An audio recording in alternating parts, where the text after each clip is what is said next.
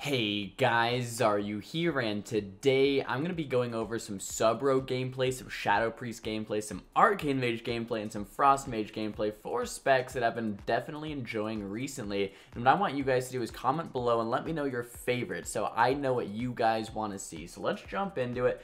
First things first, we're starting with some Rogue gameplay. I'm actually playing with Shifter and Original. We are doing some Boomkin, Rogue, Resto, Shaman. I'm playing sub, and in this match here on Tolvaron Arena, we're fighting a Frost sub RMP, and I get sapped out, which is very unfortunate, but I'm kind of just keeping an eye on cast bars right here, guys. If I immediately, the mage Icy Veins orbed, or like Ebon Bolt and he wasn't getting interrupted, I would Trinket Vanish instantly, but I could see that the damage isn't really coming through here, so I actually hold my Trinket and kind of hang out. Immediately go for a blind on the Priest, a cheap shot onto the Rogue, and a cheap shot onto the Mage. All three of them Trinket. We get the Trinket from the Priest. It's immediately Root Beam from the Boomkin. Great job by him. We get the Trinket from the Rogue. And we get the human Trinket from the Mage as well. I re-stun the Mage on his Trinket, getting a bunch more stuns off to him. And since he had his healer and CC there with that Root Beam, we just get the Ice Block right away from the Mage, which is very good. So this is a great start to the game, even though the eye got found. Now, kind of what I'm thinking about here is the Rogue has no Trinket, and he doesn't have a Trinket for 12 more seconds. Since he's a human, he still has another one, right?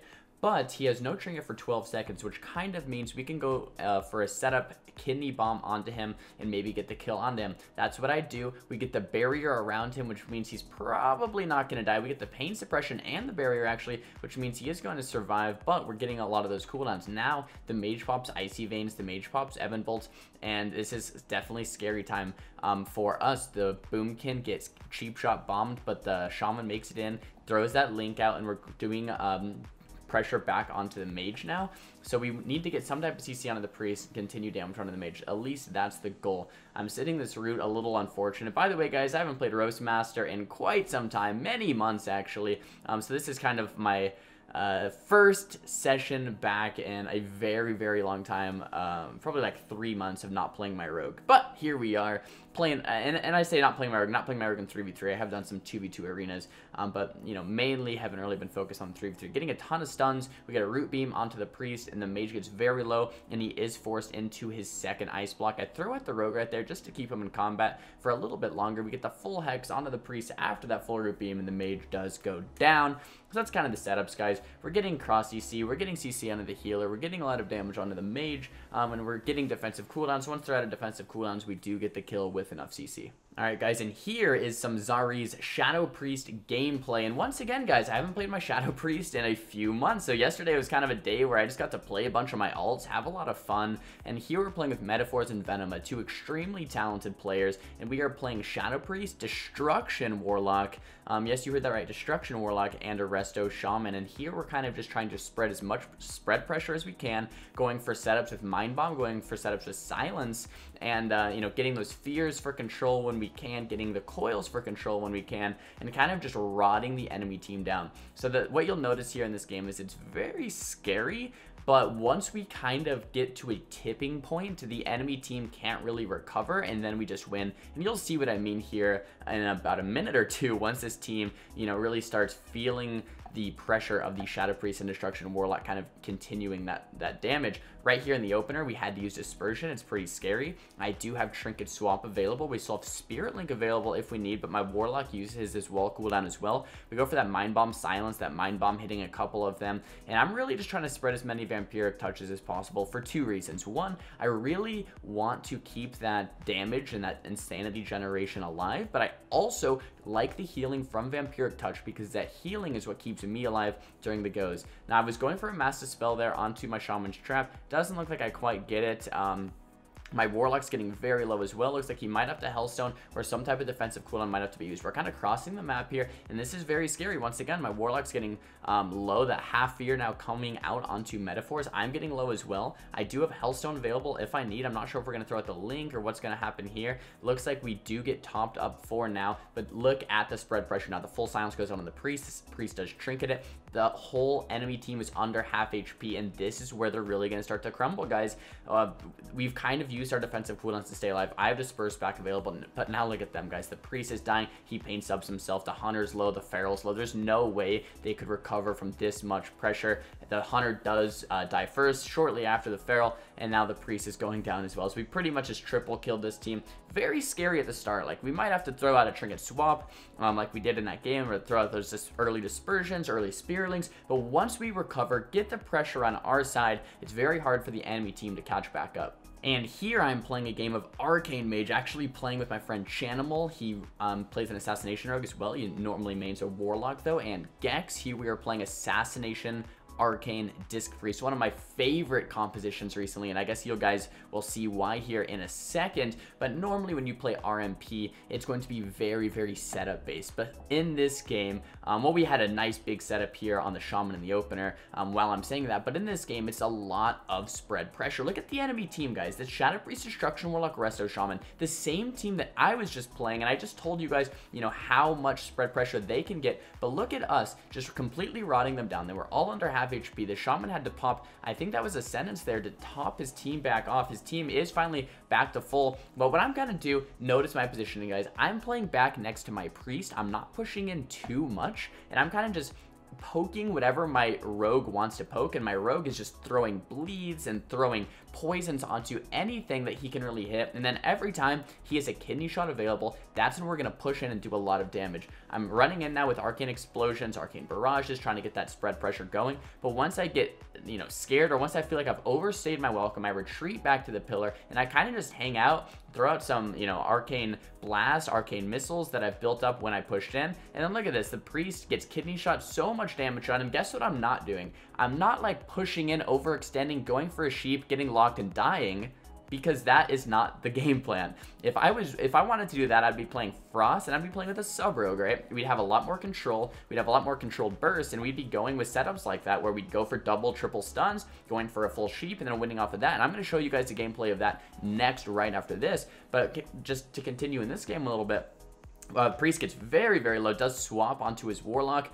He does have Earth Shield now, so we could swap to the Lock. We do swap to the Lock, the Earth Shield swaps, and he uses Wall as well. So now we're going to go back onto the Priest. These are all the little things you're looking out for when you're doing target swaps here. The kidney shot going on the Priest. Priest getting very low. But look how much pressure we have, guys, and look at the Shaman's mana already. 30% mana, and this game has only been going on for about a minute and a half now, and the Shaman is, you know, under 30% mana. So if we just keep up this pressure, we are definitely going to win, either by default because the Shaman's going to be out of mana, or we're actually going to get a kill because we do have so much pressure. And my Rogue is doing a phenomenal job. I'm actually going to rewind that for a second. Phenomenal job as an Assassination Rogue to control the enemy team. We had a kidney shot onto the rest of Shaman, a cheap shot onto the Shadow Priest, a cheap shot onto the Destruction Warlock, and we're really just spread pressuring everything. And at this point, guys, all damage is good damage. As long as I'm keeping up the DPS, that's really all that matters. And I'm pushing in a little bit here because we have so much offensive pressure. But as you'll see here in a second, I do get silenced. I'm getting pretty low. It's getting a little scary. Chaos Bolt comes off. I do get kicked, and I am forced into my Ice Block. So the one time I do push up, because I feel like we have a lot of pressure, which we do. We do have a lot of pressure. I overstayed my welcome just a little bit, and I had the Ice Block. So if I would have just come back just for a minute, let my Priest top me off, and then push back in, I wouldn't have even needed the Ice Block there. So that's a big mistake by me. If I do that, you know, again or again, I'm going to die, right? If I do it again, my Priest might have a pain step to save me. If I do it one more time, then I could just die. But the enemy team at this point, guys, is really hurting. Shaman is pretty much out of mana at this point. The Mark of Alunith now coming out onto the Priest. It's about to explode. Tons of missiles in the air. Looks like he's going to go down. He does take that gate, though, to survive. He does have Earth Shield as well. The Mind Bomb hits me. The kidney shot now coming out onto the Shaman, throwing out that orb, throwing out some missiles. The Vendetta comes out. Spearlink comes out. But look at the entire enemy team, guys. So low. Shaman's now running behind the pillar to survive just for a second. The wall coming out from the Warlock. The Spell Reflect coming out from the Warlock. The Fear is now hitting me. I don't want to push in too far because I don't want to throw the game, but at this point I have Arcane Power, I have Presence of Mind, I have a ton of burst damage. The Full Blind comes out onto the Shaman, the kidney shot hits the Shadow Priest, and they just all go down. So we kind of we just kind of outspread pressure this team. I'm not sure if it's more of like a counter comp for them. That seemed very, very difficult for them to get any momentum going at all. The only defensive equivalent we had to use is because I kind of pushed in too far. And here is the damage breakdown. Arcane Mage ruling the damage right up top. Assassination Rogue doing a great job of that damage. A little bit control as well. And the Destruction Warlock and the Shadow Priest just couldn't really get their damage rolling. Alright guys, and this is going to be the final game. This is Frost Mage. And once again guys, I want you to comment down below what type of style or what type of gameplay is your favorite. Here I'm playing Frost Mage, Sub Rogue, and a Disc Priest. So it's still RMP, but this is going to be played completely different. Right away, I blink that leg sweep, which is a phenomenal. The Serenity's being popped by the Monk, and I'm, you know, seems like I'm fine because I have that pain up from my Priest, but it's still a lot of offensive pressure coming up from them now. That Ice Fury is being casted, and we're going for setups, right? We're not just going for spread pressure, we're going for setups. Now, throwing out the orb onto the Shaman with that full blind, trying to get the ring off the blind. Let's see if I do land it. Looks like I do. The Shaman now under half HP. His wall has faded, and it looks like we're going to be able to continue a lot of damage onto him. Now the half fear coming out, so that was a blind into a ring, into a half fear, into a quarter MC, but Wealthy Man, the elemental shaman, did a great job of kiting and Ghost Wolf, and it looks like he's going to be okay for now. Now the Sheep Shot coming out onto the Resto Druid, the Kidney Bomb coming out into the Ellie Shaman. I'm getting very low though, and I just have to block from the Windwalker. Maybe a little preemptive block. Maybe I could have held that instead. But that tree form, guys, is already more than halfway over. If we can just survive the rest of this tree form, get another nice big go onto the Ellie Shaman, maybe force a trinket or two, and then another nice big go for the win, could probably just take it like that. I want to let you know as well, I am playing Kleptomania. I'm not playing Temp Shield, so it's going to make it a little harder to survive, but our offensive goes are going to be very nice because I can Klepto all of the hots when we want to go. But look at this downtime, guys. This is what I'm talking about. We have the Sheep on the Windwalker, the Kidney Shot onto the Resto Druid, and the Cheap Shot onto the Ellie Shaman. Now the full ring onto the Resto Druid. The Sheep is still onto the Windwalker. Now that the Orb and the Cheap Shot coming out onto Wealthy Man, the Elemental Shaman. So with Frost, guys, you're doing nothing, kind of controlling, building up damage. You get that triple CC, you get the triple stuns, you pop a lot of cooldowns, and you go for your one-shot. That's kind of how it works. Now we're back on the defense with that Serenity being popped. I'm forced into my second and final Ice Block.